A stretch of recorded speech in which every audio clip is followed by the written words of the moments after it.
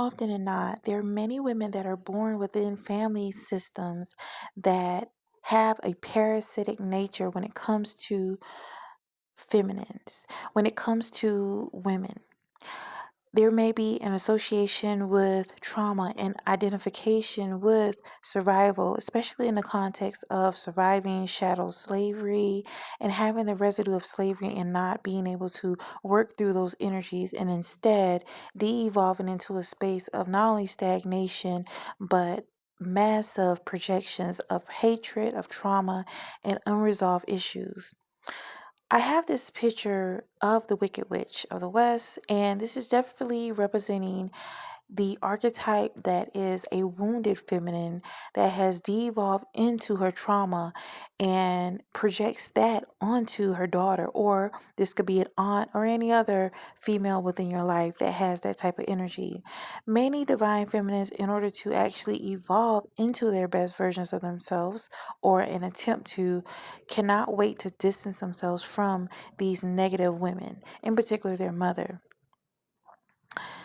I've heard many women say that in order for them to live on their own terms, they had to separate because they feared becoming like their mother or aunt or sister.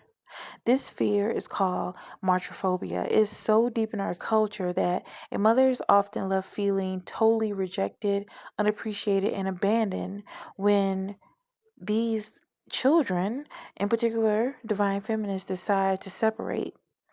And it is a cycle that needs to be healed. When we do focus on healing ourselves as divine feminine, this is where you need to really go within. It is not necessarily a group effort, first and foremost. Now, of course, you may seek guidance from therapy, from counseling, from even someone that you can truly confide in that has wisdom. Also, for a spiritual alchemist, I myself provide divine feminine encoding one on one. So be sure to reach out to me if you need assistance on this journey. But furthermore, as you begin to sever ties with feelings of hurt, feelings of rejection, and also feeling an intense level of guilt because you chose to survive, you have to understand that everyone has an opportunity to heal. And if this is weighing heavily on you, it's time to really separate yourself from what doesn't serve you. And that is truly a path of the divine feminist journey of sacrificing people, sacrificing things in order for you to gain yourself and really live within the truth. A lot of times when you hold on to the trauma that you may have been subjected to in your childhood, it can propel you into a level of not living in your fullest extent, because so often the things that were told to you, the invalidation, um, people telling you, in particular your mother, possibly telling you that you're nothing. When you have this type of dialogue replaying in your mind, it negates your very existence, and therefore you fail to become your highest version of yourself. So, by distancing yourself, you need to understand that you're acting on a measure of self care.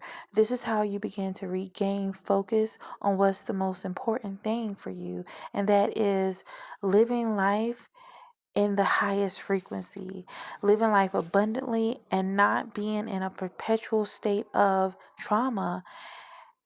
This becomes very familiar to most because when you've grown up in an environment that may have been toxic, it can be very hard to disassociate yourself from that.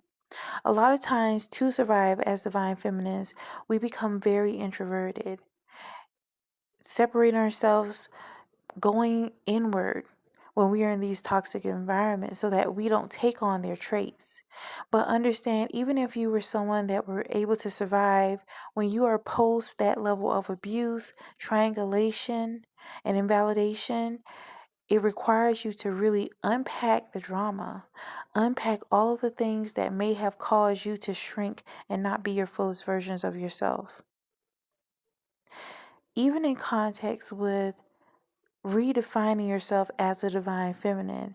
It's going to cause you to really unpack the emotions that you feel about yourself. A lot of times, when we have negative emotions about ourselves, they're not our own emotions. These are projections that we have internalized from wounded women that were in our lives. For instance, if you have an unhealthy outlook on your beauty, if you have an unhealthy outlook on eating habits, or how you even deal with men, a lot of times these are dangerous projections that you have internalized unbeknownst to you. They may have been supplanted within your subconscious mind, but if these are things that you pay attention to and you notice are toxic traits of yourself, take the time to journal. Write these things out. For instance, you can just simply jot down the things that you don't resonate with anymore, the things you don't like, and also make another column of simply, I'm doing my best at this time. When you write this down and write this at least for 30 days consecutively, you'll be able to really reprogram your mind and understand that the personality that you developed out of survival is no longer needed. That aspect of yourself, that unhealed aspect of yourself that has been wounded, that has been scarred, has to die away in order for the true version of you as a divine feminine, as a chosen one to emerge. The rejection of the feminine occurs in both directions. All right, so this comes from the daughter to the mother and from the mother to the daughter.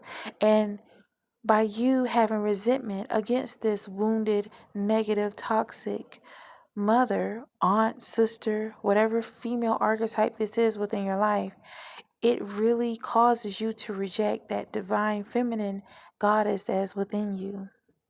So before you begin to truly judge yourself and become self loathing, take the time to have compassion for yourself.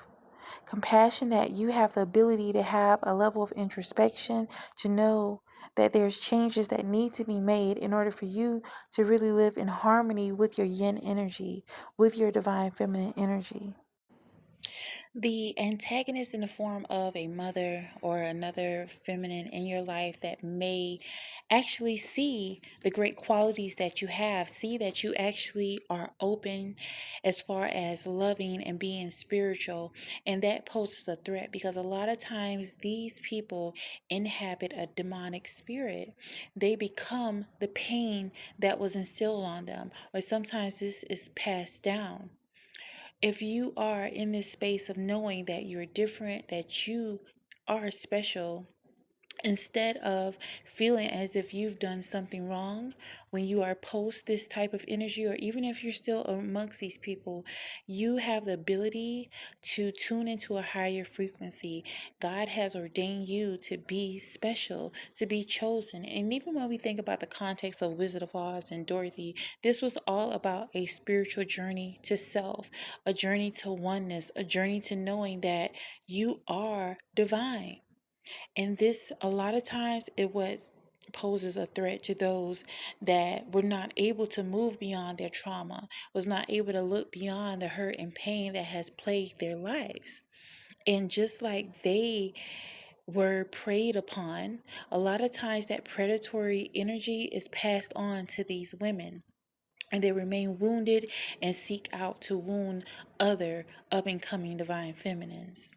So, moving forward, continue to protect your light. Always shine bright no matter what.